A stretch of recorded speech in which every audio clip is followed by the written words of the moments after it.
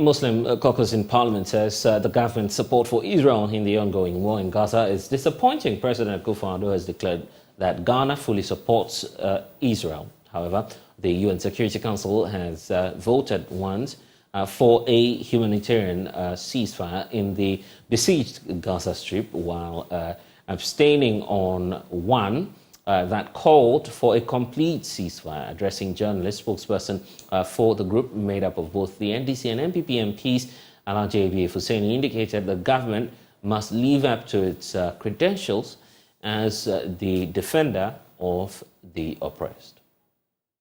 Extremely regrettable. Ghana has been a beacon for the oppressed, disadvantaged, and suppressed in this world.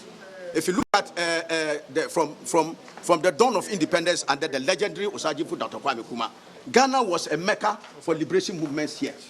All oppressed people, Nelson Mandela, Thabo Mbeki, Walter Sisulu, all this in South Africa, Samora Machel of Mozambique, Agostinho Neto of Angola, all of them were in Ghana here. And at that time, you remember, the West called all of them terrorists because they were fighting to liberate their countries from the stranglehold of colonialism. They call all of them so. So Ghana has been a beacon of hope and a safe haven for oppressed people. So it is very regrettable that under this government of Nana Akufo-Addo, we have a UN Security Council resolution that sought to call for a ceasefire and for humanitarian aid to be brought in for us to have abstained. For me, it was a very sad day, saying that this was Kwame Nkrumah's Ghana, that we had let down the oppressed and the disadvantaged, for whom we have a bounden duty to stand up and defend. Where there's evil, you cannot be neutral. There's no neutrality in the face of evil.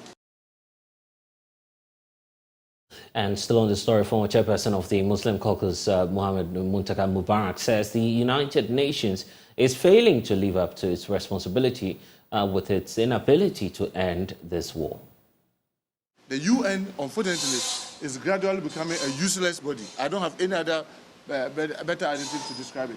Because a United Nation that cannot enforce its own, resolutions. I mean, what is it?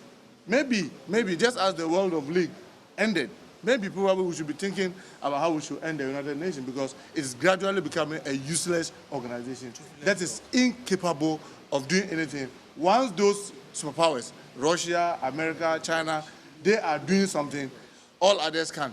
But if it is any other country, then that's where they find their way. I don't think you can run a world organization the way they are run the organization. And I hope that the UN will begin getting tougher.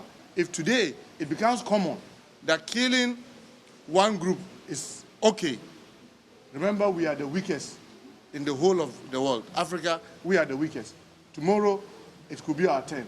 And when we are being killed, people will liken it that, oh, even if the Palestinians were killed, nothing happened.